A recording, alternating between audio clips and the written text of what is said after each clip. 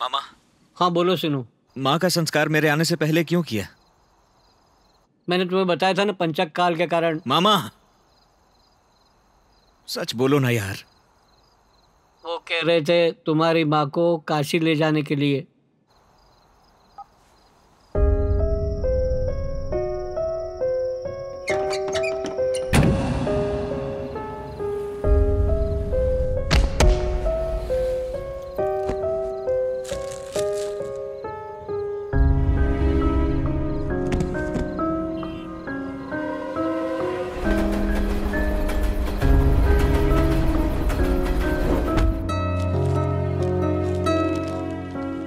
जब मैं स्कूल में था मैंने माँ को चिट्ठी लिखी थी कि मुझे अकेले हॉस्टल में डर लगता है। वो 2 दिन में मेरे पास आ गई थी।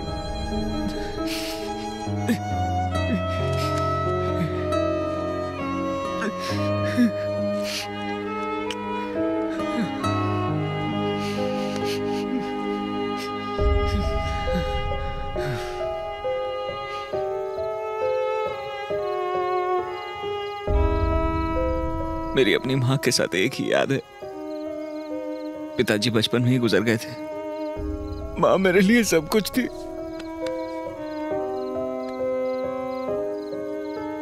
और एक दिन ऐसे ही माँ भी मुझे छोड़कर चली गई और घर पहुंचा तो वो थी ही नहीं। मुझे कुछ समझ ही नहीं आया। आखिरी बार मैं अपनी माँ को देख तक नहीं पाया। जब मेरी माँ को मेरी जरूरत थी मैं उसके साथ नहीं था। रोज ये बात मुझे दुख पहुंचाती है। माँ ने मेरे लिए कितना कुछ किया है, अंतिम संस्कार तक नहीं कर पाया। क्या करूं? कैसा बेटा हूं मैं भी। मुझे लगा था वो मर ही नहीं सकती। मैं उसे देख भी नहीं पाया। जब किसी की मौत होती है हम अंतिम संस्कार करते हैं ताकि जो जिंदगी उन्होंने जी है हम उसे इज्जत दे सकें। मैं माँ के लिए वो भी नहीं कर पाया। ट्रेन से फेंक दिया उन्हें जैसे कचरे को फेंकते हैं। मेरी माँ को सिर्फ मैं ही नहीं, मेरे जैसे और भी हैं। किसी की माँ, किसी का बाप, किसी की बहन, सबको ऐसे ही वो लोग आखिरी वक्त में नहीं देख पाए इन लोगों की वजह से।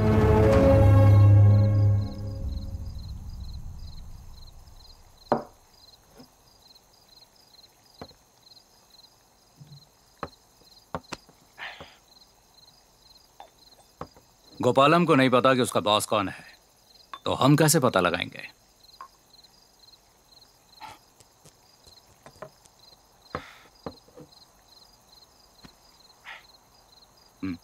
जरा वो दो।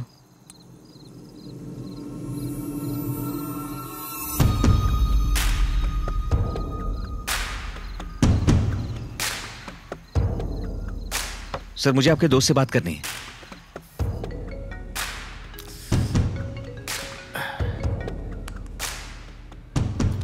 हेलो आदित्य, आत्रेय को तुमसे बात करनी है। सर।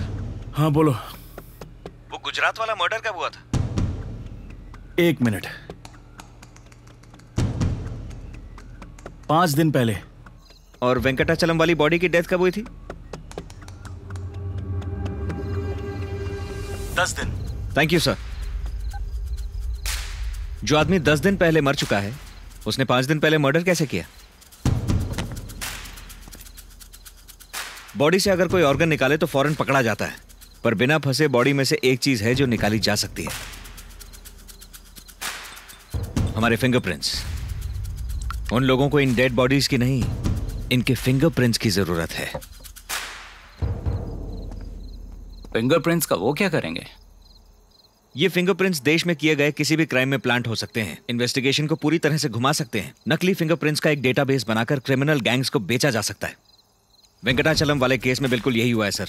इस लाश के फिंगरप्रिंट्स गुजरात में हुए किसी क्राइम में प्लांट कर दिए गए हैं। जिसके फिंगरप्रिंट्स मिले उसे को क्रिमिनल समझ के इन्वेस्टिगेशन चल रही है, लेकिन ये कभी पता नहीं लगेगा कि वो फिंगरप्रिंट्स किसके हैं। और पता लग भी गया तो वो आदमी तो मर चुका, यानी जिस आदमी ने मर्डर किया है वो तो मर चुका है, ये सोचकर केस बंद कर दिया जाएगा।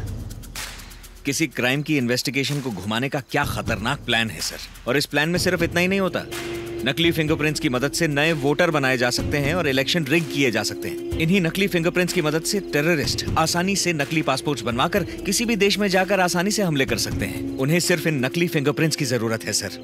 उन्हें फिंगरप्रिंट्स चाहिए तो वो तो किसी भी लाश से मिल सकती है। एक डेड बॉडी के फिंगरप्रिंट लेना आसान नहीं होता बॉबी। हमारे मरने के बाद हमारी बॉडी में ब्लड सप्लाई, ऑक्सीजन सप्लाई कम होने के बाद फिंगरप्रिंट्स मिलना मुश्किल है। तो जैसे गोपालम ने कहा, वो लोग वैन में ही उनके फिंगरप्रिंट्स निकाल लेते हैं। उस वैन में जरूर कोई ना कोई लैब सेटअप होगा। वहाँ केमिकल्स की मदद से वो लोग फिंगरप्रिंट्स निकालते होंगे। इस काम को करने में 6 से 7 घंटे लगते हैं। ये पूरा ड्रामा इसी वजह से हो रहा है। एक बार फिंगरप्रिंट्स मिल गए तो फिर इन बॉडीज को वेयरहाउस में स्टोर किया जाता है और ट्रेन में ले जाकर उन्हें फेंक दिया जाता है। पता है क्यों? क्योंकि रेलवे डिपार्टमेंट में रूल है कि लावारिस लाशों का 3 से 4 दिन में क्रिमेशन होना जरूरी है। ये लूप होल उन्हें पता है और इस लूप होल की वजह से ये धंधा चल रहा है। गोपालम ने कहा था ना कि वो कुछ दिन पहले धंधा बंद करने वाले थे। इतना सिस्टमैटिकली चलता हुआ बिजनेस अगर कोई बंद करना चाहे तो उसका एक ही मतलब होता है, वो डर गए थे कि उनकी पोल खुलने वाली है। और जो डर जाता है वो कोई ना कोई गलती करता है। स्नेहा, एजेंट, अजय की उंगल वाली फोटोज और लवारिस लाशों की फाइल कहाँ पड़ी? वो तो ऑफिस में है। सर मैं और बॉबी ऑफिस जाएंगे, फोटोज को स्टडी करेंगे। ओके। एक छोटी सी रिक्वेस्ट है, नारायण से कहकर वेंकटाचलम की बॉडी से जो सामान मिला था वो ले आएंगे। श्योर। हम कोई तो सबूत मिस कर रहे हैं सर। हमें ये केस फिर से स्टडी करना होगा।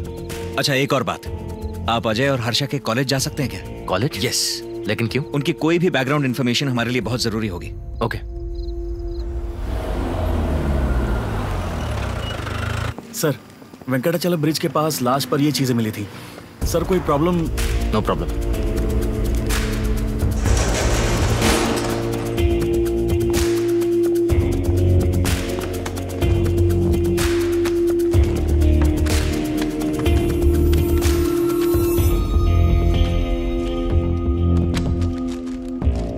वो कांस्टेबल का कवर दो।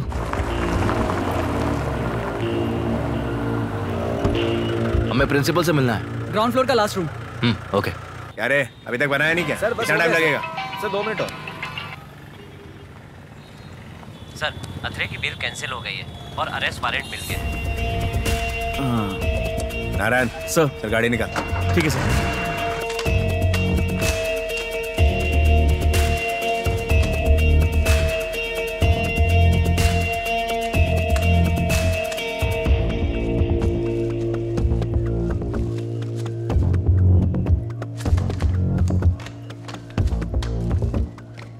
उंगल में अजय ने डेड बॉडी की ये फोटोज ली थी। वेंकटाचलम की बॉडी के हाथ में ये था। दोनों के हाथ में एक ही तावीज कैसे? ये बेथवली माता की तावीज है। तमिलनाडु में वेल्लोर नाम के जिले में लोग इन्हें काफी मानते हैं। देवी माँ का तावीज? याद है गोपालम ने क्या कहा था? वो लोग नकली पूजा करते थे और तावीज बांधते थे और बॉडी फेंकने से पहले निकाल लेते थे। उस दिन गोपालम नहीं गया था और उसकी जगह पे जो नया आदमी गया था वो तावीजों के बारे में नहीं जानता होगा। शायद इसीलिए इन दोनों बॉडीज पे तावीज बंधा हुआ है। तो ये लोग तावीजों को ढूंढते हुए आए होंगे। बॉडीज को तो ये लोग बिना देखे कहीं भी फेंकते हैं ना। तो जब तक उन लोगों को ये बॉडीज मिली होंगी, उंगुल में अजय और हर्षा को और वेंकटाचलम में मुझे, ये बॉडीज पहले ही मिल गई। उन लोगों ने हमें वहीं देखा होगा। ये तावीज मिल भी जाती तो क्या हो जाता? एक केस के सिलसिले में आपके एक स्टूडेंट अजय और हर्षा की डिटेल्स चाहिए। उनकी क्लासमेट हमारे कॉलेज में लेक्चरर की जॉब कर रही है। मुझे लगता है वो आपकी ज्यादा मदद कर पाएगी। रघु, इन्हें वहां लेकर जाओ। आत्रे के ऑफिस ले ले। उन लोगों को इसकी इतनी टेंशन क्यों हो रही है? कोई तो कनेक्शन है उन लोगों और इस ताबीज के बीच में। क्या कनेक्शन है? क्या कनेक्शन है? क्या कनेक्शन? क्या कनेक्शन? क्या कनेक्शन? हम उनके बारे में क्या जानते हैं? वाराणसी में अंतिम संस्कार का वादा करके वो लोगों को धोखा दे रहे हैं और एक और बड़ा क्राइम कर रहे हैं। ये लोग बेशर्मों की तरह भगवान का नाम इस्तेमाल करते हैं। साईं बाबा इंडस्ट्रीज हो गया, बालाजी टेक्सटाइल्स हो गया और न जाने कितने। उनकी बिजनेस का नाम देवी माँ के नाम पर हुआ तो हो सकता है ये असल में उनकी कंपनी का लोगो हो। एक काम करो, इस पूरे इलाके में किसी भी देवी माँ के नाम से कोई भी बिजनेस हो वो ढूंढ कर निकालो। छोटी छोटी दुकानें या छोटे छोटे बिजनेस भी हो ना, उनके नाम की एक लिस्ट तैयार करो जल्दी। उन दोनों में कुछ तो कॉमन होगा मैडम, जैसे कि दोस्त या फिर दुश्मन, या फिर वो दोनों किसी हादसे में शामिल रहे हों जो कि आपको याद हो। ऐसा कुछ नहीं हुआ था, पर उन्होंने फाइनल ईयर का प्रोजेक्ट साथ में किया था। ओह, प्रोजेक्ट किस बारे में था? क्या मैं वो रिकॉर्ड देख सकती हूँ? ये रहा। रिलीजियस क्राइम्स इन इंडिया पर था। हाँ, धर्म के नाम पर क्रिमिनल्स कैसे बेवकूफ बनाते हैं इस पर लिखा था। ऑलमोस्ट 6 महीने इस पर काम किया था उन्होंने। वसुधा भी उनकी दोस्त थी। तीनों ने इस प्रोजेक्ट पर काम किया था। यानी वो तीनों फ्रेंड्स थे, मतलब कि तीनों को इस क्राइम के बारे में मालूम था। हाँ, इसीलिए इन तीनों को मार दिया गया। हमारी इस फाइल में और डिटेल्स मिल जाएंगी आपको। मैम, ये फोटोज और प्रोजेक्ट मटेरियल मैं ले जा सकती हूँ प्लीज?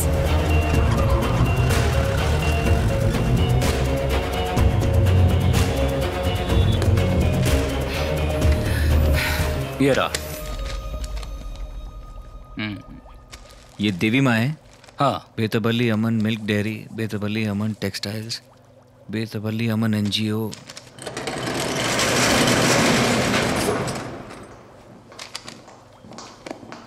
कॉलेज में कोई इन्फॉर्मेशन मिली क्या? हाँ एजेंट, अजय, हर्षा और वसुधा तीनों क्लासमेट्स थे और अच्छे दोस्त भी। व्हाट? और उन तीनों का कॉमन पॉइंट जो था वो था ये college project, religious crimes in India. ये रहे कुछ फोटोज। इंडिया के रिलीजियस क्राइम्स पे प्रोजेक्ट बनाया तो इस क्राइम के बारे में उन्हें सब कुछ पता होगा, इसलिए मार दिया उन्हें। लाशों का धंधा। ये लोग तो बहुत इंटेलिजेंट निकले। लाशें तो पहले ही मर चुके हैं एजेंट। ना कोई कंप्लेंट, ना ही कोई रिस्क। क्या बोले? मतलब ये एजेंट, रिश्तेदार समझ रहे हैं कि लाश को काशी ले जाएगा तो कंप्लेंट लिखाएगा कौन?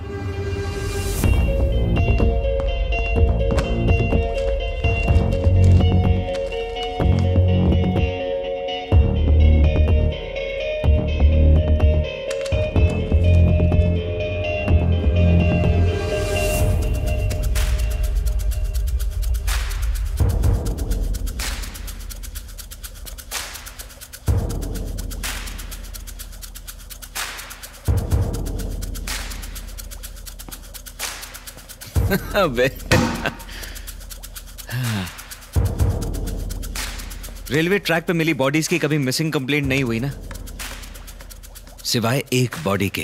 किसकी बॉडी एजेंट? कावली वाली बॉडी। उसके बाप ने मिसिंग कंप्लेंट लिखवाई। रेड ड्रेस, उसके हाथ पे उसकी माँ का टैटू। मुझे एक बात बताओ सर, बचपन में उसके हाथ पे बना टैटू जो कि उसकी डेड बॉडी पर भी मिला, वो इस फोटो में से कहां गायब हो गया?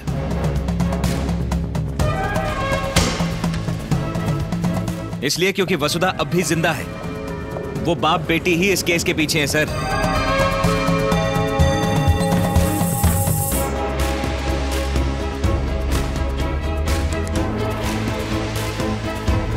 अगर वसुधा जिंदा है तो उसके मर्डर का नाटक क्यों किया?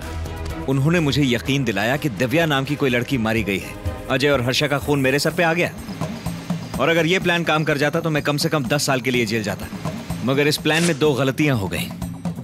पहली, मुझे दिव्या मिल गई।